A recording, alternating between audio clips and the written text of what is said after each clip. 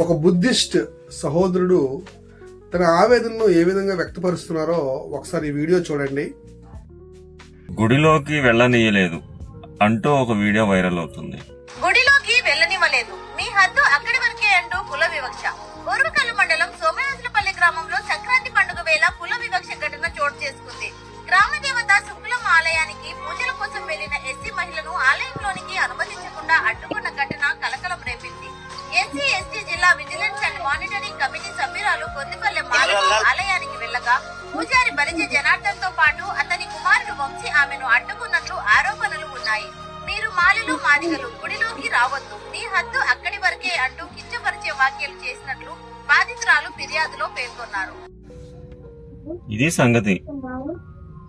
సంక్రాంతి పండుగ వేళ ఒక మహిళ, అందులోనూ ఎస్సీ ఎస్టీ జిల్లా విజిలెన్స్ కమిటీ సభ్యురాలు దేవాలయానికి వస్తే అక్కడ పూజారి కొడుకు చేసినటువంటి నిర్వాహకం, మీరు ఎస్సీ ఎస్టీలు మాలామాదిగులు మీ హద్దులు ఇక్కడ వరకే, గుడి లోపలికి రాకూడదు.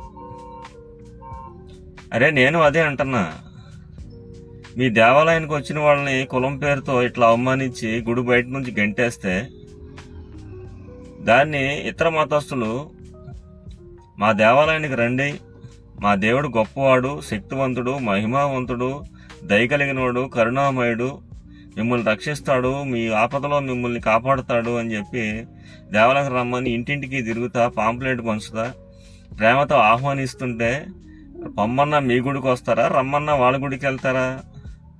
మతం మారడానికి కారణం మీరు కాదా, మీ చేష్టలు కాదా? ఇది కాదా మీరు మార్చుకోవాలని చెప్పేసి నిన్న కూడా నేను మాట్లాడింది. పాస్టర్ అజయ్ బాబుని చంపేస్తాం, కట్టర్ హిందువులు అయితే వాడిని వదలొద్దు అని చెప్పి ఒకడు చాలా దుర్భాషలాడుతూ చాలా దుర్మార్గమైనటువంటి వీడియో పోస్ట్ చేశాడు. దానికి నేను ఇది పద్ధతి కాదు, ఇలా ఉండాలి అని చెప్పి పెడితే దాన్ని సపోర్ట్ చేసే వాళ్ళు కూడా సేమ్ అదే వల్గర్ లాంగ్వేజ్. మీరు మాట్లాడే మాట, మీ భాష కూడా మీ దేవుడికే అనువదించాల్సి వస్తుంది. వీలైతే వివరణగా నేను మాట్లాడిందంటే తప్పును వివరించాలా, లేదనుకుంటే మీ పద్ధతిలో తప్పు ఉంటే మీరు మార్చుకోవాలా. ఇక్కడ అదే చెప్తున్నా, ఎస్సీ ఎస్టీల గుడిలోకి రావద్దని తోసేసిన మీ గుడికి ఎందుకు వస్తారు ఎస్సీ ఎస్టీలు కానీ ఇంకొకటి కానీ?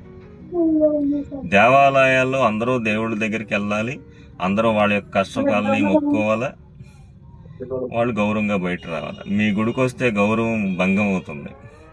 మీ దేవాలయానికి వస్తే అదేదో అడుక్కు తినడానికి వచ్చిన వాళ్ళకంటే హీనంగా వాళ్ళని అవమానించి పంపిస్తుంటే మీ దేవాలయానికి ఎందుకు వస్తారని చెప్పి అడుగుతా ఉన్నా. ఈ పద్ధతి మార్చుకోవాలి. ఈ మధ్యన చాలా మంది సోకాళ్ళ హిందువులు, సనాతన ధర్మ రక్షకులు, హిందూ ధర్మ రక్షకులు అని నాకు రకరకాల సంఘాలను పెట్టుకుని వైరల్ వీడియోలు, వైరల్ కామెంట్స్ మాట్లాడుతూ ఆ హిందూ మతం ముసుగేసుకుని హిందూ మతాన్ని చాలా ప్రమాదంలో గెంటేస్తున్నారు. దాన్ని హిందూ మతంలో ఉన్న పెద్దలు కానీ నిజమైన హిందువులు కానీ గ్రహించకపోతే నష్టం మీకే, ఇతరులు ఎవరికి కాదు. ఎందుకంటున్నానంటే వీళ్ళు అమాయకుడైనటువంటి ఎవడన్నా ఒక అమాయకుడిని జుట్టు పట్టుకుని జై శ్రీరామ్ అనిపించి నేను హిందుత్వాన్ని పెంచి పోషిస్తున్నాను, హిందూ మతాన్ని ఇలా గొప్పగా కాపాడుతున్నానని చెప్పి ఒక వీడియో పెడతాడు. ఇంకొకడు ఒక బైబిల్ ప్రచారం చేసుకుంటున్న మతస్థుల దగ్గరికి వెళ్ళి వాళ్ళని మీరు అన్ని మతస్థులు, మీరు ఇక్కడ అది చేయకూడదు ఇది చేయకూడదు అని చెప్పేసి వాళ్ళతో వాదన పడతా వీడియో వైరల్ చేస్తాడు. వాడు ప్రమాదమే.